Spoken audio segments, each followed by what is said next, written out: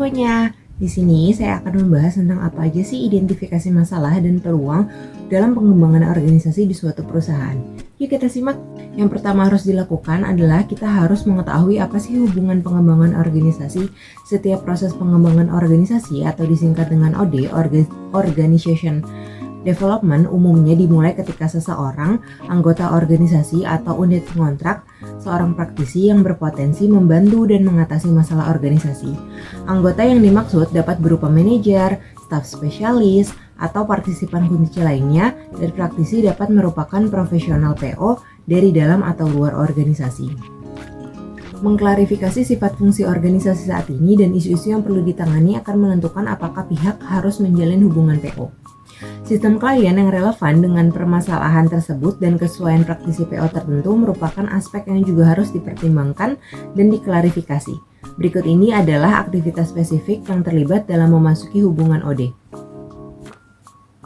Yang pertama yaitu mengklarifikasi masalah organisasi. Sebuah organisasi biasanya memulai masalah yang muncul ketika mencari bantuan dari seorang praktisi PO. Permasalahan yang menyebabkan mereka mempertimbangkan proses PO mungkin bersifat spesifik atau umum. Masalah yang muncul seringkali memiliki solusi tersirat atau tersurat. Namun dalam banyak kasus, masalah yang muncul hanyalah gejala dari masalah mendasar. Masalah yang dihadapi organisasi atau departemen harus diklarifikasi sejak awal dalam proses PO sehingga aktivitas diagnostik dan intervensi selanjutnya dapat terfokus dengan benar. Yang kedua, ada menentukan klien yang relevan. Aktivitas kedua dalam memasuki hubungan PO adalah menentukan klien yang relevan untuk mengatasi masalah organisasi. Umumnya, klien yang relevan mencakup anggota organisasi yang secara langsung memberikan dampak terhadap isu perubahan, baik untuk memecahkan masalah tertentu atau meningkatkan organisasi atau departemen yang sudah sukses.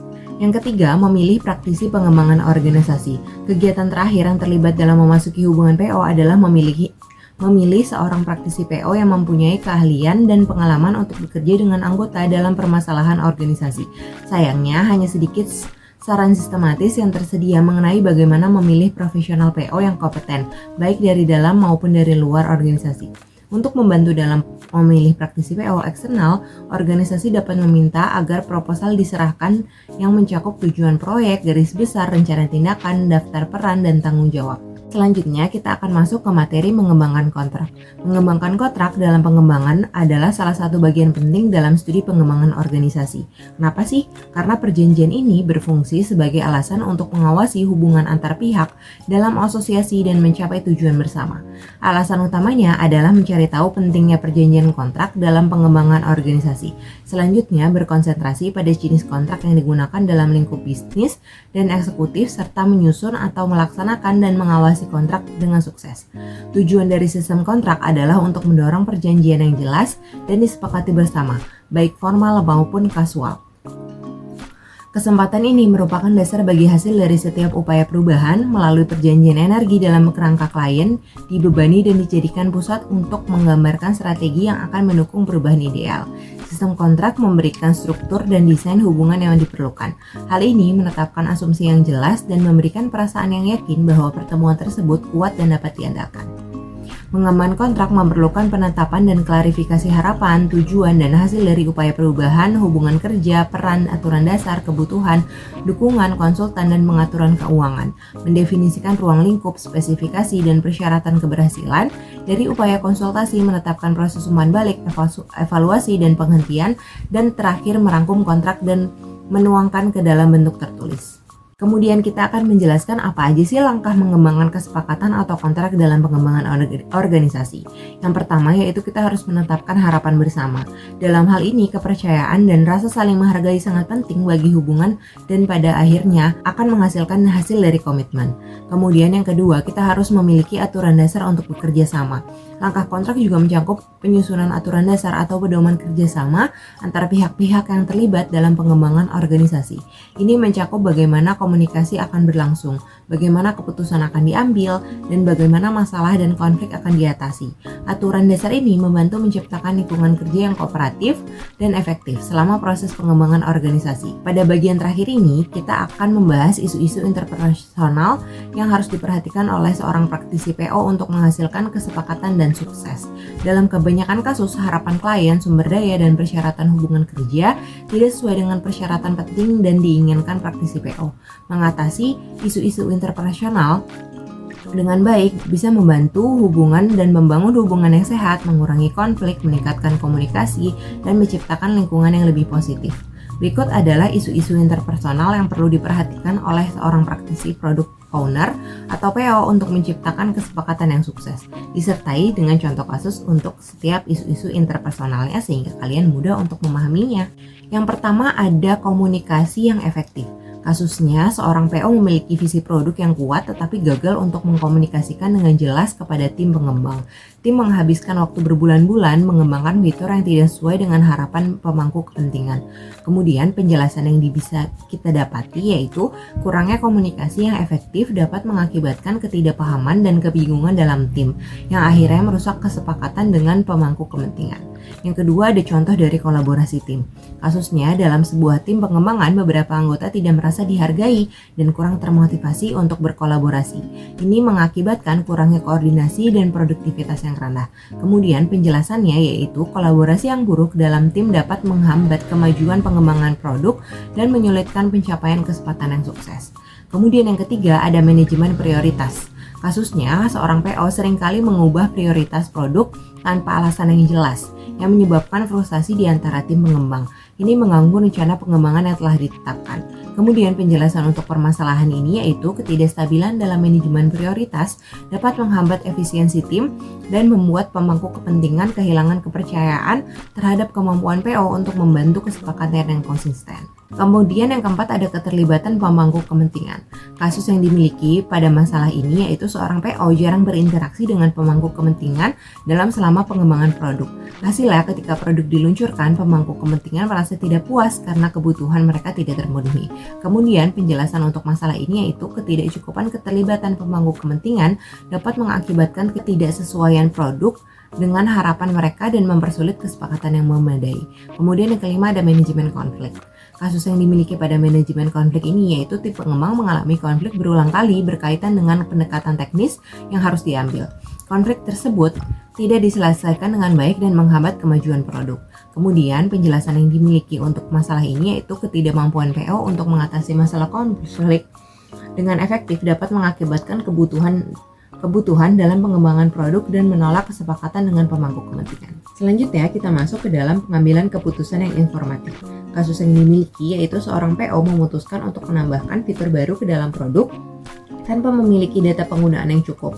Fitur tersebut akhirnya terbuang sia-sia karena tidak digunakan sebagai pengguna. Kemudian penjelasan yang mengenai masalah ini yaitu pengambilan keputusan tanpa data yang cukup dapat mengakibatkan pemborosan sumber daya dan merusak kesepakatan dengan pemangku kepentingan yang ingin produk yang efisien. Kemudian yang ketujuh, empati dan keterampilan interpersonal. Kasusnya yaitu seorang PO tidak mendengarkan masukan dan kekhawatiran anggota tim pengembang. Hal ini menyebabkan tim merasa tidak dihargai dan akhirnya kehilangan motivasi. Kemudian penjelasannya yaitu kurangnya empati dan keterampilan interpersonal dapat merusak hubungan dalam tim dan membuat pencapaian kesepakatan yang sukses menjadi lebih sulit. Selanjutnya kita masuk ke dalam studi kasus. Saya akan menjabarkan tentang kasus yang akan dibahas kali ini, yaitu mengenai tim pengembang Ice House memiliki reputasi yang baik dalam menghasilkan produk berkualitas tinggi. Namun baru-baru ini terjadi peningkatan konflik di dalam tim yang mengancam keberhasilan proyek. Konflik di antara anggota tim pengembang adalah isu interpersonal yang mendalam di perusahaan ini. Hal ini disebabkan oleh sejumlah faktor. Apa aja sih faktornya? Yang pertama yaitu perbedaan pendekatan teknis, yang artinya beberapa pengembang memiliki pendekatan teknis yang berbeda dalam mengatasi masalah perangkat lunak. Hal ini telah menyebabkan perselisihan mengenai pendekatan yang harus diambil dalam mengembangkan proyek-proyek tertentu. Kemudian komunikasi yang buruk. Ada kurangnya komunikasi yang efektif di antara para anggota tim, sehingga beberapa anggota tim merasa bahwa masalah dan masukan mereka tidak dihargai, dan hal ini menciptakan ketegangan dalam tim. Kemudian yang terakhir atau yang ketiga yaitu kepemimpinan yang kurang jelas. Beberapa anggota tim merasa bahwa peran dan tanggung jawab PO tidak cukup jelas, dan mereka merasa kebingungan tentang bagaimana memprioritaskan tugas dan fitur yang dimiliki. Kemudian kita lihat apa aja sih dampak dan pendekatan sosial dari kasus yang telah saya jabarkan tadi. Konflik yang berkelanjutan dalam tim pengembang telah mengganggu kemajuan proyek dan mengakibatkan peningkatan stres di antara anggota tim. Terdapat keterlambatan dalam pengiriman produk kepada klien yang merugikan reputasi perusahaan. Icehouse menyadari bahwa isu-isu interpersonal ini harus segera ditangani. Beberapa langkah yang harus diambil untuk mengatasi masalah ini yaitu yang pertama, pelatihan atau komunikasi dan keterampilan interpersonal. Hal ini memberikan pelatihan kepada anggota tim tentang komunikasi yang efektif dan keterampilan interpersonal untuk memperbaiki hubungan dalam tim. Kemudian solusi yang dapat dilaksanakan yang kedua yaitu fasilitasi konflik, yaitu merupakan menggunakan seorang mediator eksternal untuk membantu anggota tim mengatasi konflik dan mencapai kesepakatan yang memuaskan kepada semua pihak. Kemudian yang ketiga ada peningkatkan manajemen prioritas. Meningkatkan klaritas dalam manajemen prioritas dengan memastikan bahwa peran dan tanggung jawab PO dan tim pengembangan yang sudah jelas. Kemudian yang keempat atau pemantauan dan umpan balik atau rutin. Melakukan pertemuan rutin untuk memberikan umpan balik mengenai kerja tim dan mengidentifikasi masalah sejak dini. Kemudian hasil yang dihasilkan atau hasil yang diinginkan dari masalah ini yaitu dengan mengatasi isu-isu interpersonal ini diharapkan perusahaan Icehouse dapat memulihkan hubungan dalam tim, yaitu meningkatkan produktivitas, mengurangi konflik, dan menghasilkan produk berkualitas tinggi dan yang memenuhi harapan klien. Hal ini juga diharapkan pada mempertahankan dan meningkatkan reputasi perusahaan di pasar perangkat lunak. Nah, kita udah masuk ke kesimpulan nih. Apa aja sih kesimpulan yang dapat diambil dari materi yang telah dijabarkan yang tadi? Yaitu mengidentifikasi masalah atau peluang adalah langkah awal yang sangat penting dalam upaya pengembangan organisasi yang berhasil. Dalam dunia yang terus berubah dengan cepat, organisasi yang mampu mengenali perubahan dan meresponnya dengan tepat akan memiliki keunggulan kompetitif yang jelas.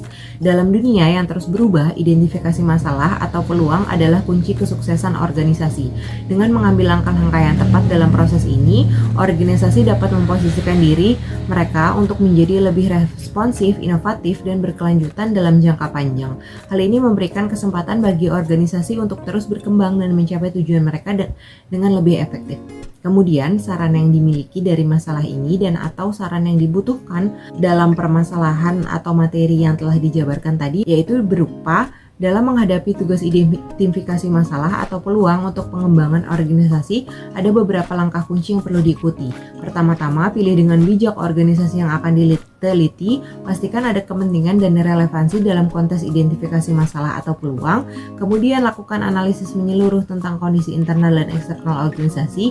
Ini mencakup analisis kekuatan dan kelemahan internal, serta peluang dan ancaman eksternal yang dapat memenuhi organisasi atau analisis SWOT. Kemudian, selidiki sebanyak mungkin sumber informasi dan literatur yang relevan. Ini akan membantu Anda memahami konteks yang lebih luas dan kerangka kerja yang mendukung analisis Anda.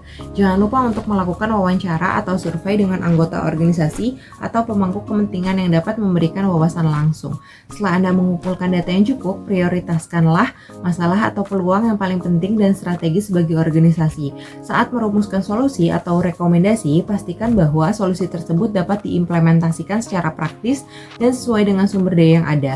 Evaluasilah dampak dari setiap solusi yang Anda usulkan untuk memahami implikasi jangka pendek atau jangka panjangnya. Terakhir, jangan lupakan aspek etika dan keberlanjutan dalam pengembangan organisasi. Mempertimbangkan dampak sosial dan lingkungan dari setiap kepuasan yang diambil. Selalu gunakan sumber daya organisasi secara bijak dan mempertimbangkan keberlanjutan yang jangka panjang. Kurang lebihnya mohon maaf dari materi yang telah saya jabarkan. Terima kasih telah menonton.